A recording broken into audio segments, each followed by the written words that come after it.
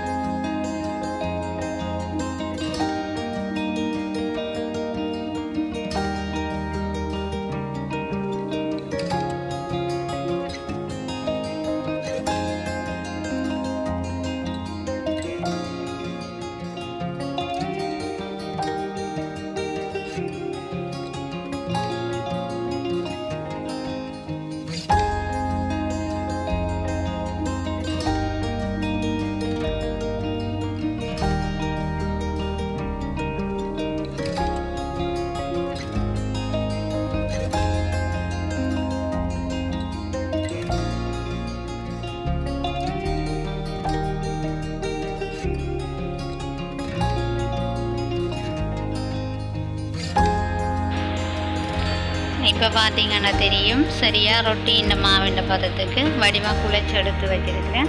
இதை நாங்கள் குறைஞ்சது ஒரு 1/2 மணி நேரம் வைக்கணும். நான் இன்றைக்கு வைக்கல, கொஞ்சம் நேரம் பிரச்சனைன்றதால நீங்கள் மேக்ஸிமம் 1 மணி நேரம் நீங்கள் வச்சா நல்ல சாஃப்டாக வரும். நான் இதை வைக்காமல் செய்கிறேன். சரி, இப்போ மா ரெடி பண்ணியாச்சு. இனி நாங்கள் பரிசுக்குரிய உள்ளுக்கு வைக்கக்கூடிய மாதிரி தேவையான இதை வந்து ரெடி பண்ணிக்கொள்வோம். அதுக்கு 5 உருளைக்கிழங்கு எடுத்து வடிவாக கழுவிட்டு அவிச்சு எடுத்து வச்சிருக்கிறேன். அது இந்த தூளை உரித்து எடுத்து போட்டு அதை வந்து நாங்கள் மசிக்கணும்.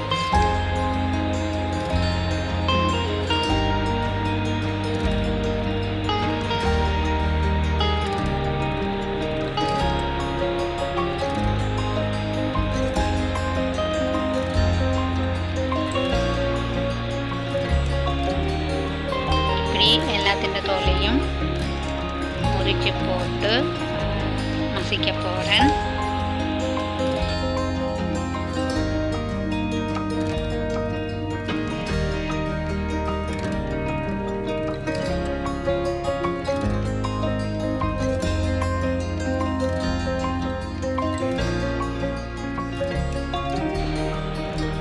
என்னட்ட அந்த மஷ பண்ணுற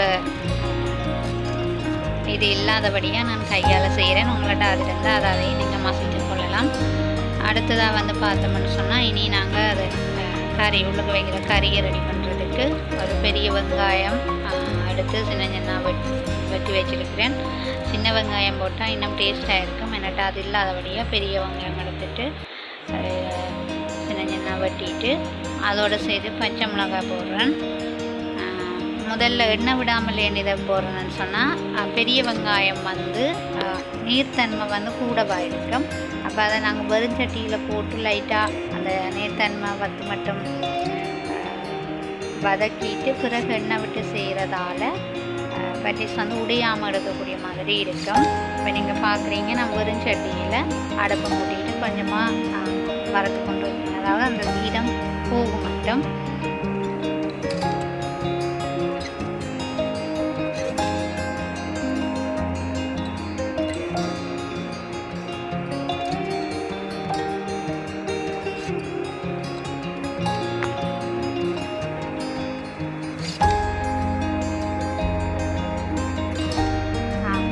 பெரிய விடாமல் நீங்கள் பார்க்கணும். அது பக்கத்துலேயே நிற்கணும். இடத்துக்கு பக்கத்துலேயே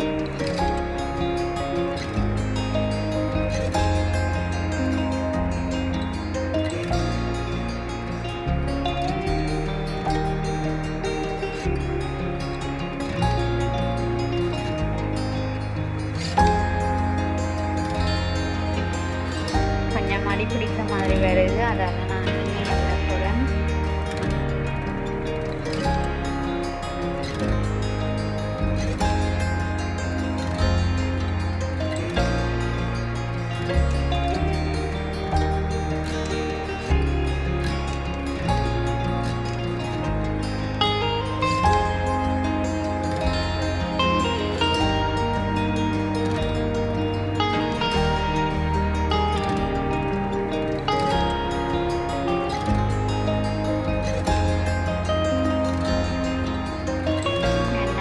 பிறகு கடுகு பெருஞ்சீரகம் போட்டு தாளிக்கணும்.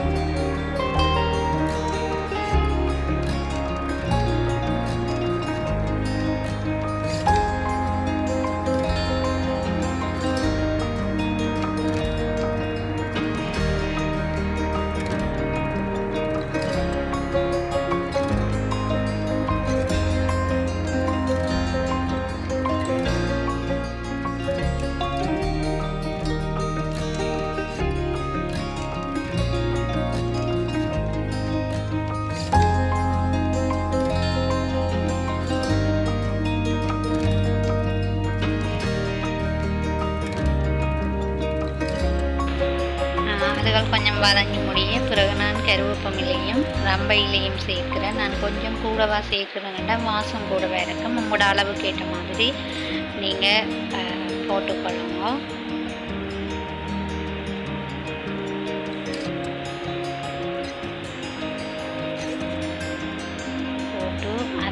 நல்லா வதக்கிட்டு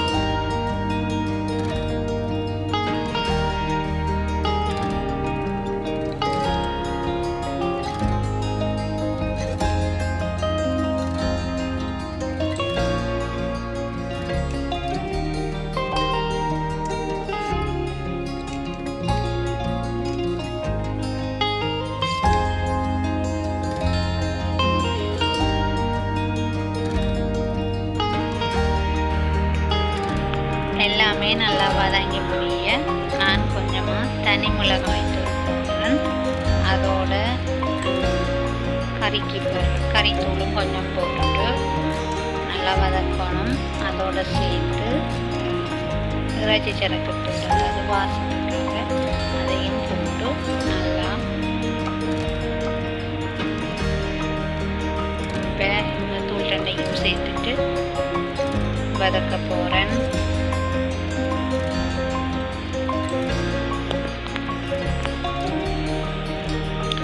உப்பும் கொஞ்சம் போடுறேன்.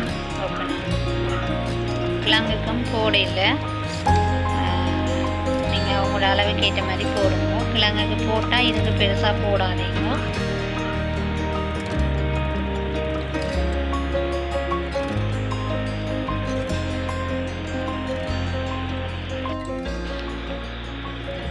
இந்த பதத்தில் திருப்பி நான் கிழங்கையும் போடுறேன். கிழங்கு அவ்வளோத்தையும் போட்டு நல்லா வடிவாக தூள் எல்லாமே மிக்ஸ் ஆகிற மாதிரி நல்லா பிரட்டி எடுத்துக்கொள்ளணும்.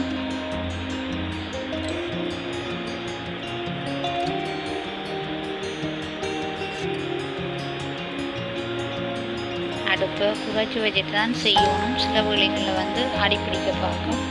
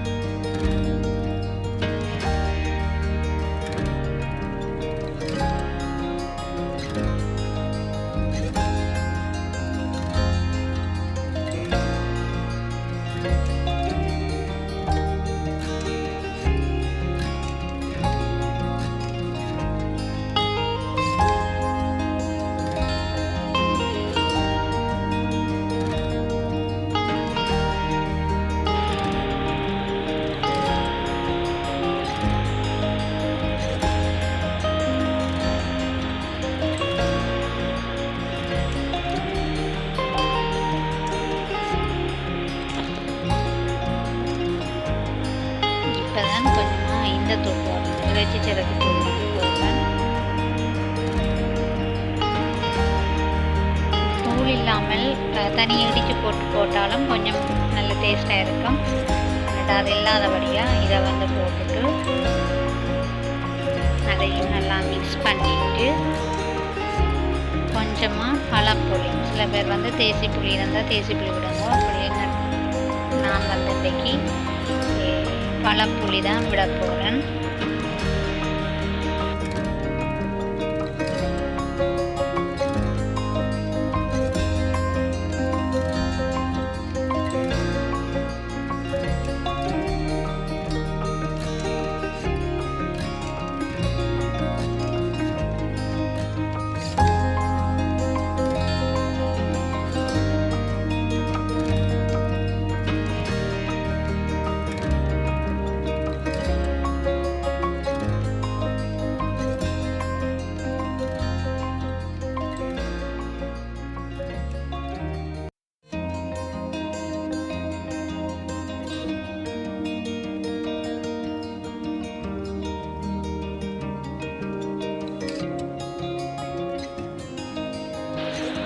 இந்த தூளுகளில் பச்சை வாசனை மட்டும் நல்லா வதக்கி போட்டு தான் பிறகு கொஞ்சமாக புளி எடுத்து கரைச்சி போட்டு விட்டால் தான் அந்த தூள் கொஞ்சம் அவியும்.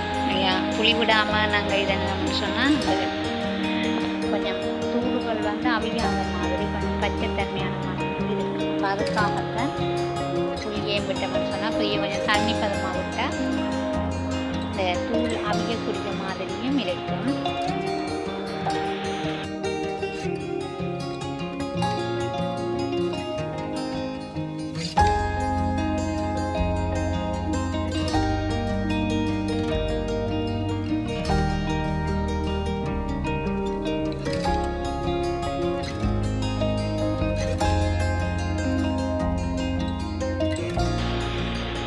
இப்போ நல்லா வதக்கி புளியெல்லாம் மிக்ஸ் பண்ணி கறி இந்த பதத்துக்கு வந்துடுச்சு. இதை வந்து பட்டிஸுக்கு வைக்கிற இந்த கறியை நாங்கள் நார்மலாக சாப்பாடுகளோடையும் சாப்பிடலாம். பூரிக்கு எல்லாமே இந்த எப்படி செய்து சாப்பிட்டா நல்லா இருக்கும். இப்போ பட்டிஸுக்குரிய கறி ரெடி ஆகிடுது.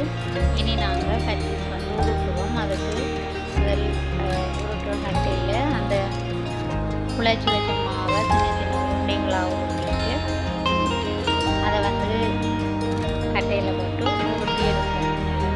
சைஸ் மாதிரி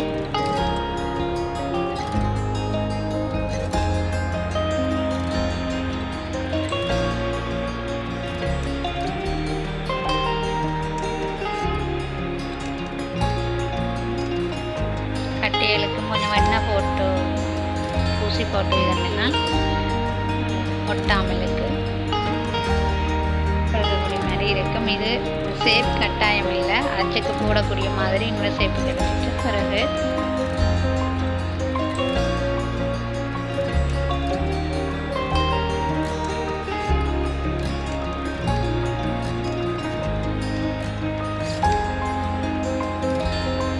அச்சுக்கு கொஞ்சம் எண்ணெய் பூசிட்டு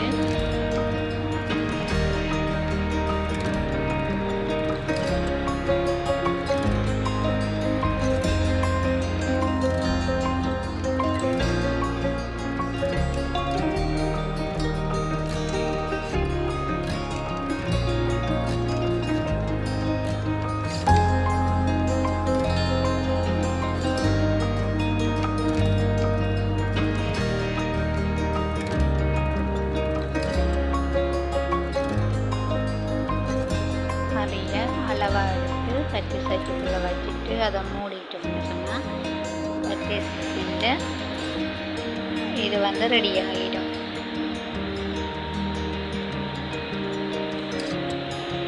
கவனமாக மூடணும், இறுக்கமாக மூடணும். தான் அந்த சைட் எல்லாமே பொருந்தும். அப்படி இல்லைன்னா வெடிப்பாக இருக்கும். இப்போ நான் கொஞ்சமாக இதுக்குள்ளே செய்து வச்சுருக்கிறேன். எல்லா மாவும் செய்யல, ரவாசமாக தண்ணி வேறு இருக்குது. மிச்சம் செய்யணும். இதை வந்து கொஞ்சமாக செய்துட்டு பிறகு வந்து என்ன செய்ய போகிறோம்னு சொன்னால் எண்ணெயை வந்து நல்லா கொதிக்க விட்டுட்டு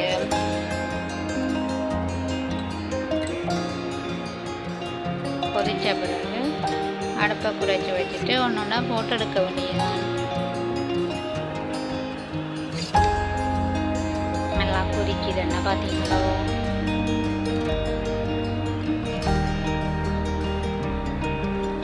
ஓகே, இப்போ ஒன்று ஒன்றா போட போகிறேன்.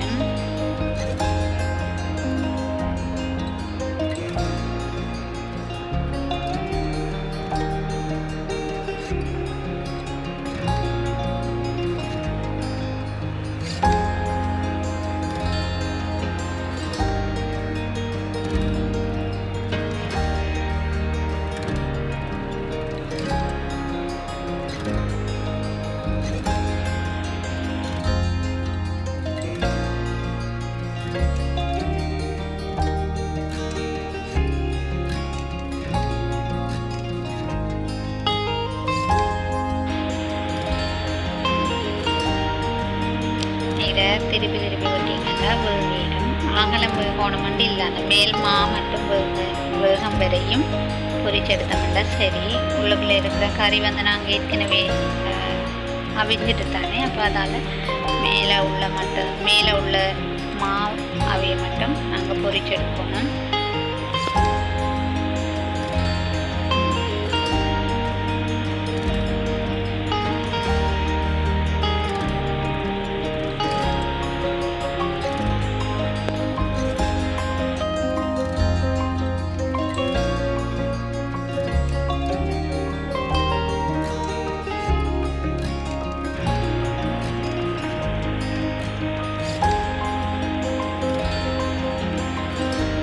சிகதுகள் வந்து அந்த அச்சில் நாங்கள் சரியாக இறுக்கமாக செய்யலேன்னு சொன்னால் வெடிக்க பார்க்கும். பார்த்தீங்கன்னா வந்து சிலது வந்து வெடிப்பு தன்மை மாதிரி இருக்குது.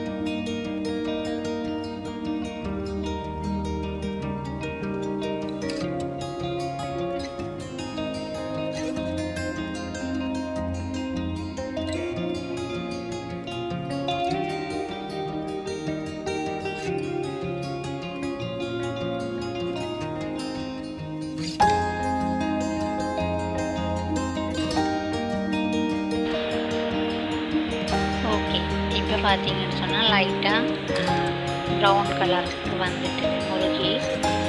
இப்போ அதை ஒன்று எடுக்க போகிறேன். எடுத்தோம்னு சொன்னால் பெட்டிஸ் ரெடி. இப்படி எல்லாத்தையும் நிறைவாக போடாமல் கொஞ்சம் கொஞ்சமாக போட்டு எடுத்தீங்கன்னா நல்ல பதமாக வரும். பார்த்தீங்களோ, நல்லா சாஃப்டாக இருக்குது. மேலே நல்லா கொஞ்சம் முருகி மாயரின் போட்டதால கொஞ்சம் இந்த டேஸ்ட் வந்து நல்லா இருக்கும். அப்போ இப்படி தான் செய்திருக்கிறேன். உங்களுக்கு இந்த வீடியோவுக்கு பிடிச்சிருந்தா லைக் பண்ணி கமெண்ட் பண்ணி